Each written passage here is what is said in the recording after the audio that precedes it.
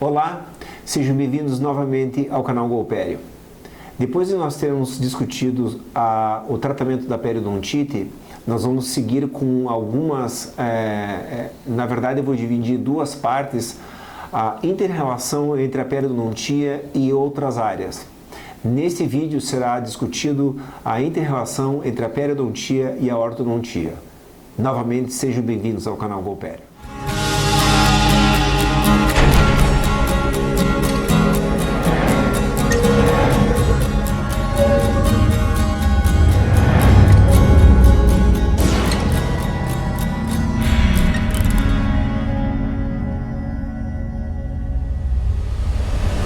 Bom, então hoje nós vamos conversar muito brevemente sobre a ortodontia e a sua relação com a periodontia e vice-versa, porque eu acho que uma área ajuda a outra.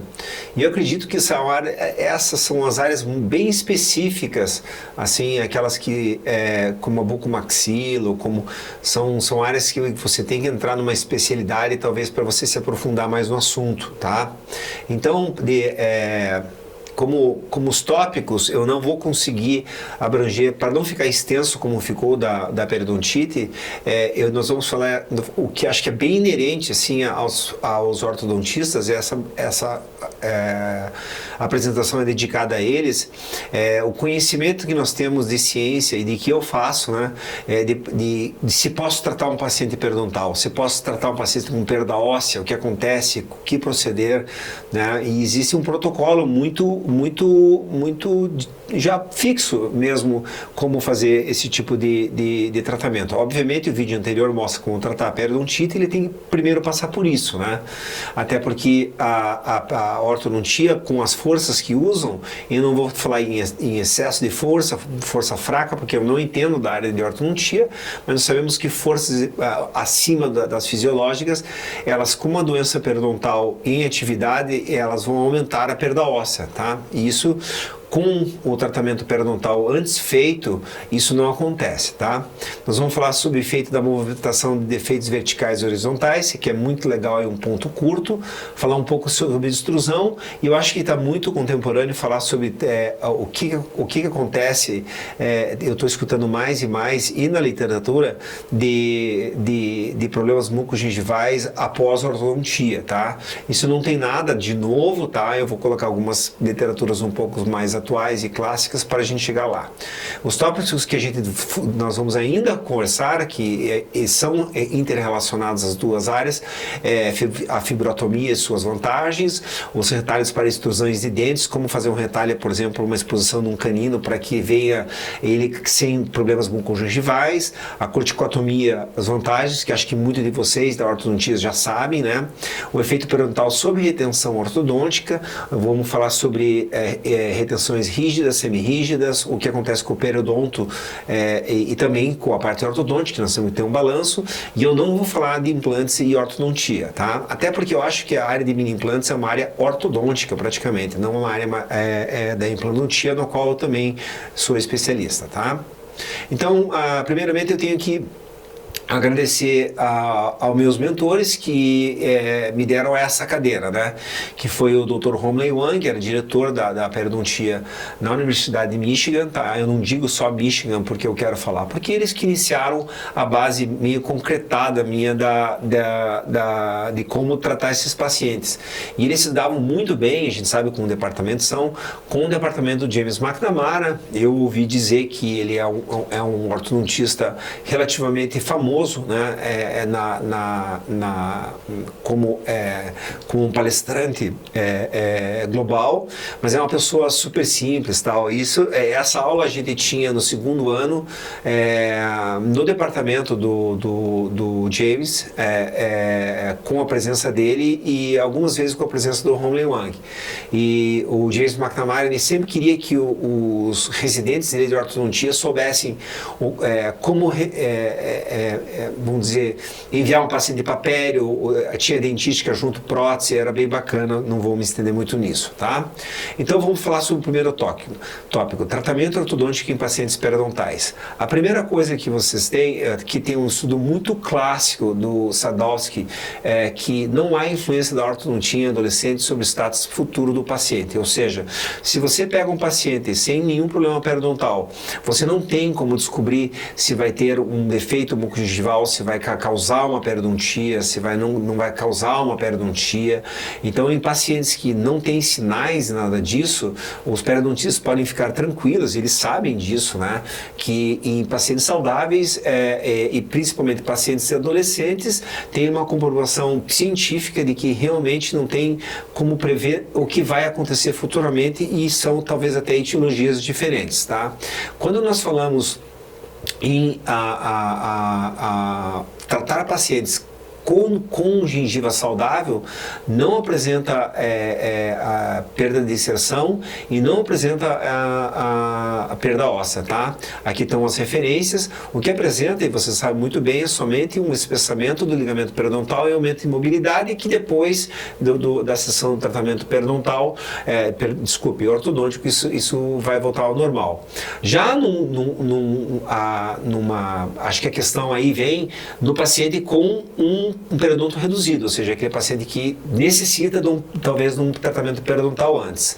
Se ele for tratado, tem estudos dizendo a curto termo, de 12 a 5 anos e mais a 10 anos, que também você não vai ter perda de inserção e perda de osso, certo? Você pode fazer a tua periodontia muito bem. Aí vem o serviço do periodontista para você, ou seja, como que a gente vai manter isso. Eu aprendi realmente lá com o James McNamara, que a gente dictava como que o periodontista tem que continuar ou não o seu tratamento ortodôntico indicado pelo ortodontista. Por exemplo, se tivesse aprofundamento de sonda de mais de 2 milímetros, a gente esperava para segurar, a gente fazia uma raspagem naquela região e se continuava daí o tratamento ortodôntico. Funciona muito bem e até mais rápido, porque é um periodonto reduzido, né? Aqui está a terapia, né? A terapia em pacientes periodontais tratados, fazendo uma manutenção a cada 2 meses, tá? E com tratamento periodontal, vocês podem fazer a ortodontia tranquilos, desde que vocês tenham o apoio de um periodontista dizendo que você não está tendo perda de inserção por indução de força. Daí, claro que tem o nosso caráter imunológico, mas a gente raspa aquela área e deixa vocês continuarem o que vocês mais sabem fazer, que é a ortodontia, tá? Existem algumas mudanças, claro, no periodonte. A gente sabe que pacientes que usam aparelho têm mais gengivite, isso vai retornar, né? A partir do momento que se remove o aparelho, existe mais retenção, né? Nós temos a hiperplasia, vou mostrar um caso de hiperplasia, e depois finalizar com as mudanças mucogengivais, que tem muito a ver com estudos lá da década de 80, e eu vou colocar algumas também da era mais moderna, tá? Então, só falando assim um pouquinho que realmente colocar, aqui diz que geralmente você colocando o aparelho você vai mudar a microbiota do paciente. Eu já disse que microbiota não é significativo de doença. O paciente tem que ter susceptibilidade à doença, certo? Agora, existem ferramentas que o ortodontista pode usar. Eu acho que o perborato de sódio em pacientes com um aparelho que não esteja fazendo um controle de placa é um enxaguante muito bom, mas essa é uma opinião minha de experiência clínica e de pesquisa. A gente até tem uma pesquisa sobre esse produto com a doutora Carrinho, que a gente não teve diferença estatística, mas era um outro tipo de produto. O enxaguante eu recomendo mesmo, tá?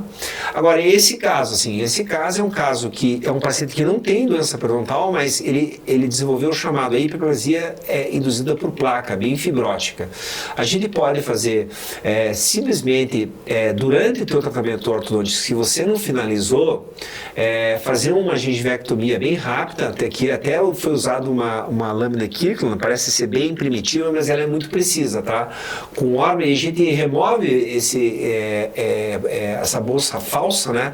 E deixa os dentes mais expostos para que você possa continuar a tua ortodontia, tá? Depois foi feita a parte inferior e o paciente não retornou para fotografias.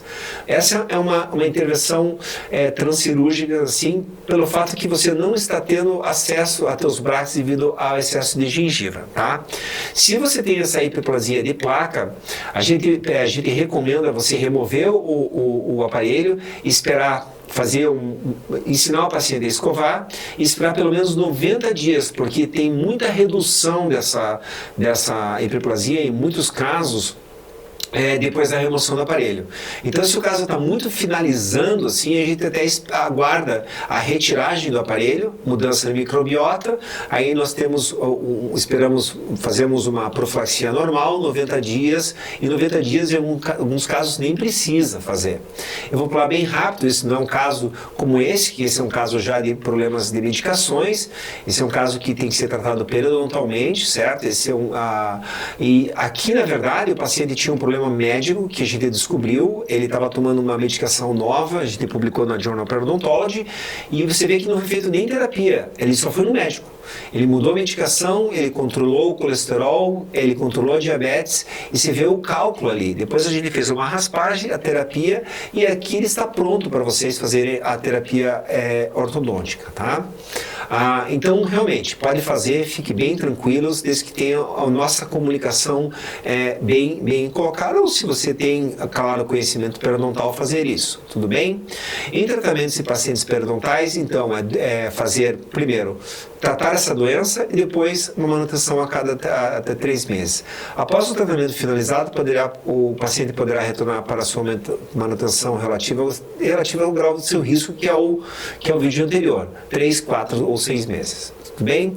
O efeito da movimentação é de efeitos verticais e horizontais. Tá? Isso aqui é bem legal. Se vocês, acho que os periodontistas conhecem bastante isso, né? Mas se vocês trouxerem um dente para uma região edêntula e essa região edêntula ela esteja afinada ou reduzida, você vai desenvolver essa doença. Esse rebordo. Você vai fazer uma reconstrução óssea, né?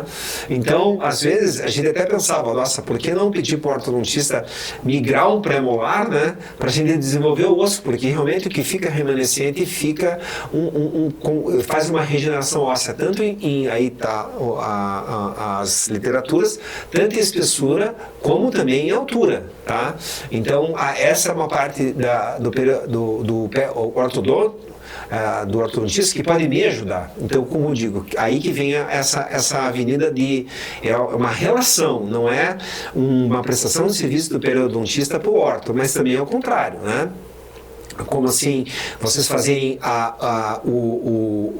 fazer o uprighting, ou seja, trazer o molar para vertical. A gente sabe que na mesial ali, muitas vezes são bolsas falsas, certo? Você tem literatura que diminui essa sondagem, você melhora até ou não tem mudanças em níveis de ósseos, e nós temos uma correção da morfologia gengival, que é a melhor coisa para um periodontista. Então, quando eu tenho dentes assim, vamos dizer, horizontais, tá?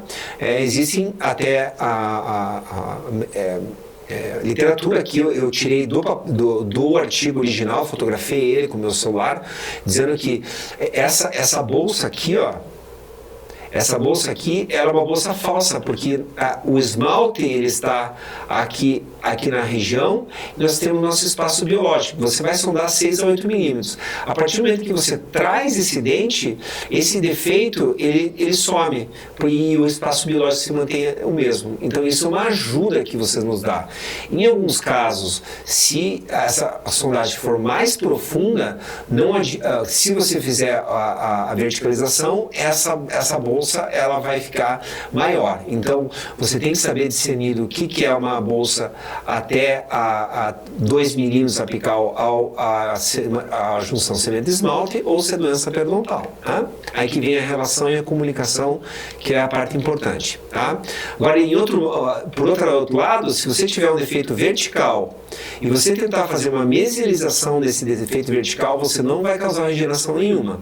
Tá? Você vai causar um estreitamento, certo? Mas esse defeito vai continuar mesmo. Não existe regeneração se você tentar fazer uma mesialização num defeito vertical. Eu acho que isso é bem legal e bem importante para falar. Nós estamos já quase no final. A extrusão, a gente sabe que a extrusão pode ser muito positivo. Esse é um dente que iria ser extraído, não lembro se é o 11 ou 21.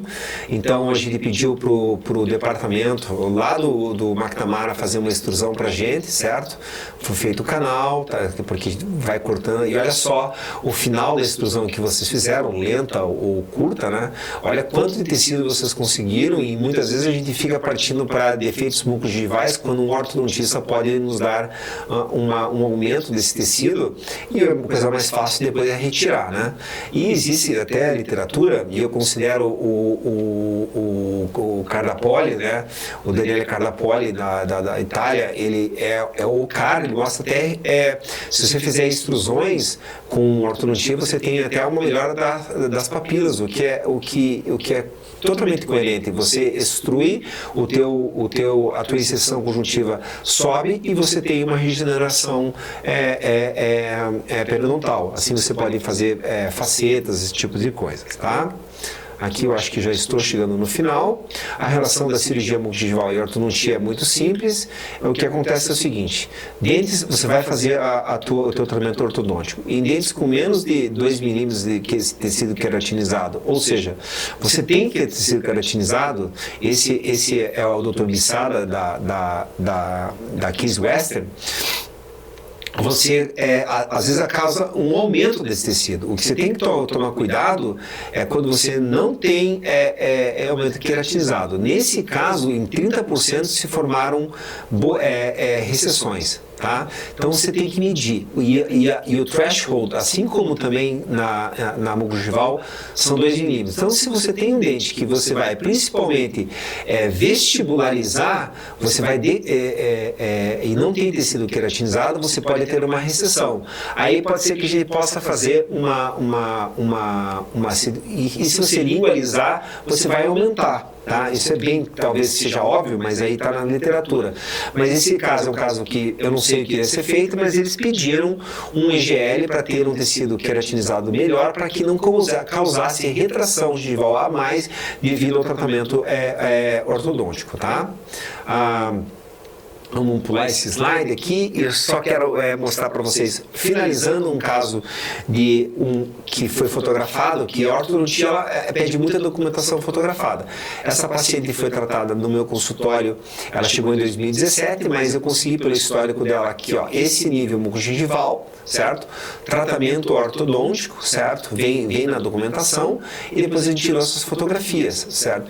Então, se não cuidar em áreas que não tem o paciente tem a propensão à doença periodontal, ou tem pouco tecido queratinizado, nós temos que fazer alguma coisa mucogingival para que vocês não tenham problema, colegas ortodontistas, tudo bem? Então, o que foi feito o periograma. Eu não vou entrar muito no assunto, mas foi feito o tratamento periodontal, e a última parte, que é a parte mucogingival, que foi o recobrimento das retrações superiores, porque era indicado, e um IGL na região inferior para dar mais tecido queratinizado, mas ela sofreu muita retração, certo? Então, finalizando, dizer que na primeira parte, que é uma rodovia de 2 caminhos, eu acho que a inter-relação da peri e ortodontia é muito íntima e muito amigável. Vocês podem fazer procedimento para nos ajudar, e nós podemos fazer procedimentos para que o paciente tenha saúde. Muito obrigado e até a próxima semana.